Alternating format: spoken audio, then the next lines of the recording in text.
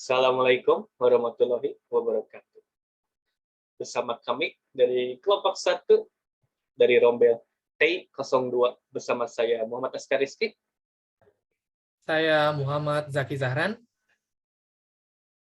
Saya Dafar Ramadhani. Saya Muhammad Irfan Hakim. Saya Fauzan Rahman Fadila. Saya Muhammad Rafi Rabbani. Di sini kami ingin mempresentasikan sebuah materi yang sudah kami pilih sebelumnya. Materi yang kami pilih berasal dari materi kelima, yaitu komunikasi publik dan komunikasi massa. Nah, kita cari dulu nih, pengertiannya apa sih untuk komunikasi publik dan komunikasi massa itu? Komunikasi publik maupun komunikasi massa dapat didefinisikan sebagai komunikasi strategis untuk menyampaikan sebuah ide, program presentasi, propaganda, dan lain-lain kepada publik, massa, mahasiswa, atau halayak khusus.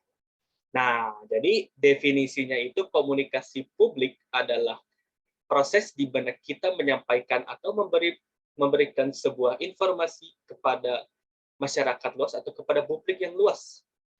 Contohnya bisa kita lihat sebagai pidato, ceramah, kuliah umum yang bersifat formal. Jadi komunikasi publik ini lebih ke secara formal dan lebih ke penyampaian secara langsung. Nah, sekarang apa sih untuk komunikasi massa itu? Nah, untuk komunikasi massa ini adalah komunikasi yang melibatkan media massa.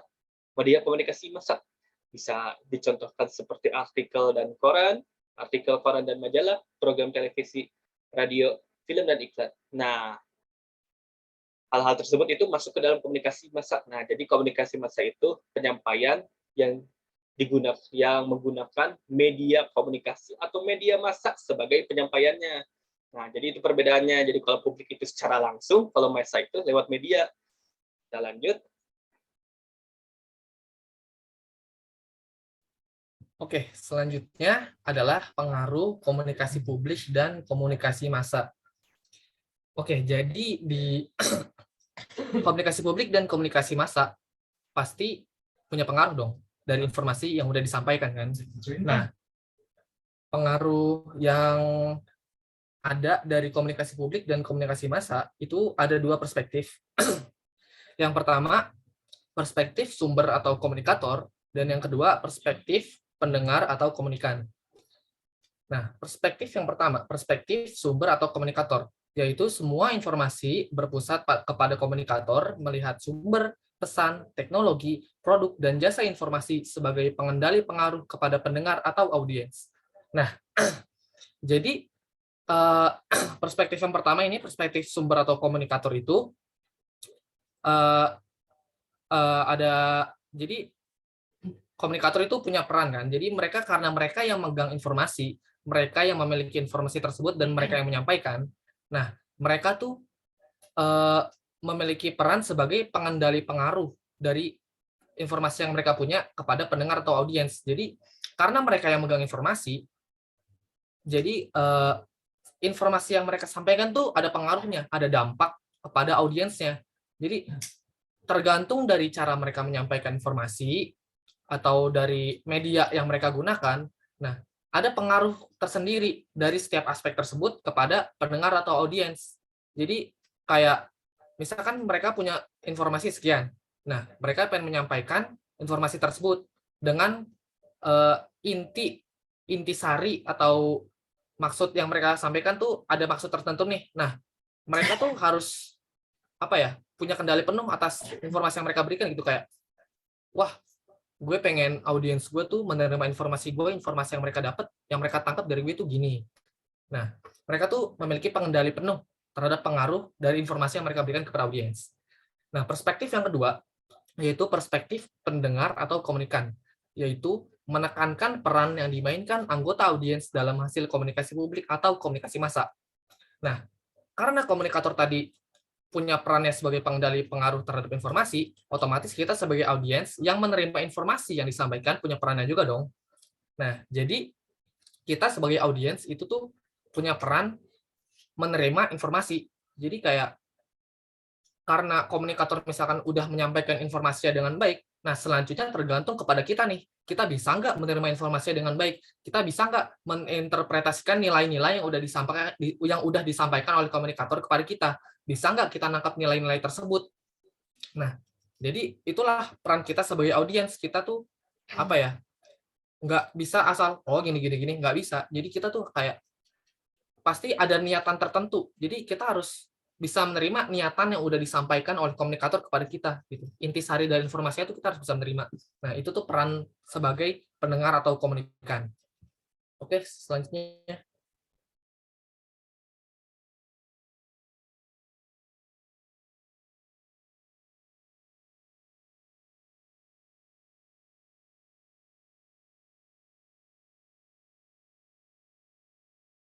Udah, belum. Ciri-ciri komunikasi massa. Ciri-ciri komunikasi massa itu ada 7. Yang pertama itu ada halayak. Sering ditemui dalam berbagai aktivitas dan disampaikan pada umum. Yang kedua ada impersonal. Komunikator atau pembicara dan komunikan atau pendengarnya bisa diidentifikasikan. Yang ketiga ada perencana. Perencana diatur dengan cara tertentu mengikuti agenda yang disiapkan. Yang keempat ada pengendalian. Pengendalian kontrol tak terbatas oleh penyampai sumber pesan atau komunikator. Yang kelima ada feedback terbatas.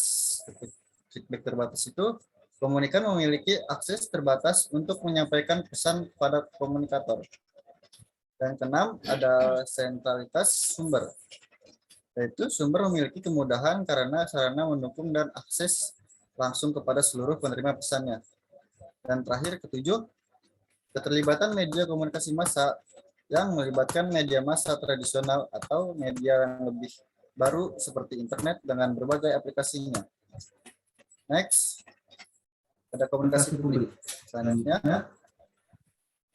Selanjutnya saya akan menjelaskan lebih detail tentang komunikasi publik. Apa itu komunikasi publik?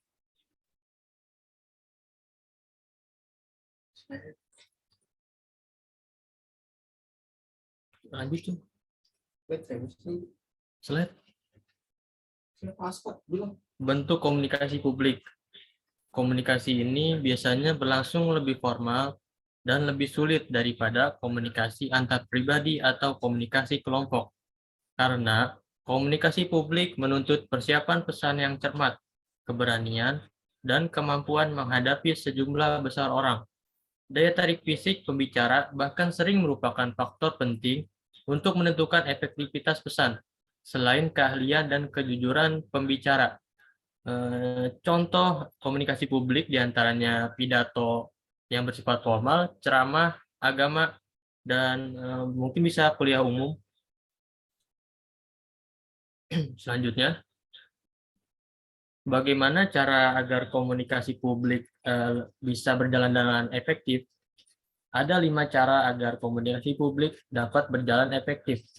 Yang pertama, komunikator atau pembicara mampu beradaptasi dan menganalisis kepada khalayak atau objek sumber pesan yang disampaikan. Yang kedua, tujuan dan tesis komunikasi dikembangkan oleh komunikator. Yang ketiga, komunikator harus mampu membuat argumen yang jelas agar pesan yang disampaikan lebih informatif. Yang keempat, penggunaan alat visual membantu komunikator untuk menyampaikan pesan agar lebih bisa jelas penyampaian pesannya. Dan yang kelima, komunikator baiknya memiliki kekhawatiran komunikasi agar tidak terjadi kesalahan dalam menyampaikan informasi yang disampaikan. Selanjutnya.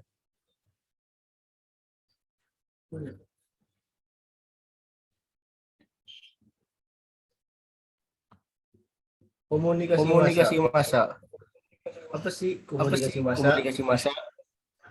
Komunikasi massa merupakan komunikasi yang ditujukan kepada khalayak luas atau masyarakat umum dengan sifat komunikasi yang heterogen. Komunikasi massa dapat terjadi dengan menggunakan beragam media massa sebagai sarana untuk menunjang komunikasi tersebut. Media massa yang digunakan dalam komunikasi massa pun dapat berupa audio, audiovisual, media cetak maupun media luar ruang.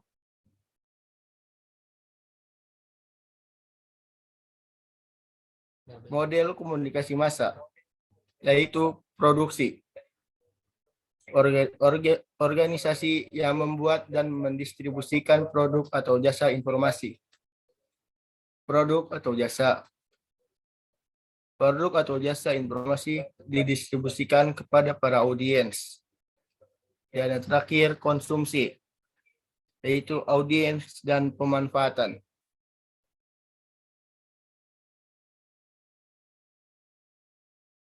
Kemudian ada fungsi dasar komunikasi massa yang mencakup pengawasan, korelasi, sosialisasi, dan hiburan.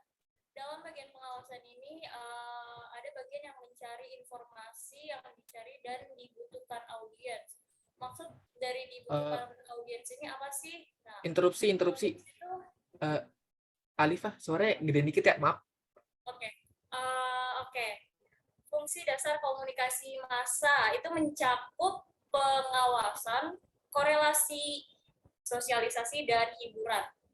Nah, dalam pengawasan ini tuh ada bagian yang mencari informasi yang dicari dan dibutuhkan audiens. Nah, maksud dibutuhkan audiens ini apa sih? Nah, audiens kan banyak ya, mencakup anak-anak, remaja, dewasa, sampai lansia seperti itu. Kemudian ada korelasi, yaitu bagian yang menyajikan fakta yang kita gunakan untuk bergerak ke seluruh dunia. Maksud dari fakta ini apa sih? Ya kita mengkomunikasikan sesuatu ya berdasarkan fakta gitu, bukan gosip, bukan hoax, atau yang tidak jelas seperti itu. Kemudian ada sosialisasi. Sosialisasi itu ya bagian yang mempengaruhi norma-norma masyarakat, yaitu norma-norma masyarakat kan yang sudah ada berkembang dalam masyarakat tersebut ya kita bisa memfilter dengan cara kita berkomunikasi, misalnya dengan anak-anak kita harus bagaimana berbicaranya, terus kepada teman sebaya dan kepada orang yang di atas, yang lebih tua di atas kita, seperti itu. Kemudian ada hiburan, yaitu bagian yang mengatur hiburan dan informasi. Nah, sebenarnya hiburan ini tuh ada sangkut-pautnya dengan pengawasan, karena hiburan itu kan banyak yang nonton ya, banyak yang merambah ke dunia tersebut. Kayak misalnya ada anak-anak yang menonton hiburan tersebut, ada orang dewasa, ada remaja sampai lansia. Nah, anak-anak tersebut ini tuh butuh pengawasan gitu. Takutnya kan dikhawatirkan menonton hal-hal yang tidak baik atau semacamnya lah, seperti itu. Next slide. Fungsi komunikasi massa yang lebih luas lagi nih, ada pengemasan dan penyebaran budaya, kemudian mempopulerkan dan mengabsahkan, kemudian ada hiburan dan periklanan. Terus ada olahraga juga nih, ada olahraga yang mencakup pahlawan dan penjahat, kemudian video game dan komputer game, kontrol dan konsekuensinya, komersil, kontak sosial dan rasa memiliki komunitas, dan lain sebagainya. Next slide. Selanjutnya ada di implementasi komunikasi publik dan massa. Komunikasi pasti ada implementasinya dong. Dan seperti yang kita tahu, implementasi merupakan sebuah penerapan atau pelaksanaan dari suatu hal. Jadi apa aja sih implementasi dari komunikasi publik ini? Seperti yang kita bisa tahu, penyampaian dari banyak pihak audiens secara langsung. Contohnya, saat kita presentasi di depan banyak publik. Satu lagi, dengan pengetahuan komunikasi massa. Kita bisa mengetahui secara langsung mengenai cara penyampaian komunikasi ke banyak pihak atau audiens melalui media. Kita bisa menerapkan seperti saat kita membuat sebuah iklan. Next slide. Yang terakhir ada contoh penerapan komunikasi massa publik. Contoh yang paling mudah dari komunikasi publik yaitu adalah pidato umum yang bisa kita temui dari presentasi atau propaganda publik. Dan contoh dari komunikasi massa yang paling mudah yaitu iklan yang bisa kita temui, humas, dan media sosial. Kemudian penutup saya akan serahkan pada Aska. Silakan. Nah, sekarang seperti itulah komunikasi itu, komunikasi massa dan komunikasi publik. Nah, sekarang kita udah mengetahui nih komunikasi massa itu apa, komunikasi publik itu apa. Nah, jadi kayak seperti tadi, komunikasi publik itu cara kita penyampaian informasi kepada sesuatu yang luas, masyarakat yang luas, dengan penyampaian secara langsung. Contohnya tadi udah ada tuh kayak kamu misal demo itu termasuknya komunikasi publik, menyampaikan propaganda itu termasuknya komunikasi publik. Nah, komunikasi massa itu seperti yang tadi udah ada contohnya, kayak kita penyampaian sesuatu melalui media sesuatu seperti media sosial, iklan, dan lain-lain. Nah, kan kita udah tahu nih materi kelima ini, semoga kita bisa mengimplementasikannya ke dalam kehidupan nyata.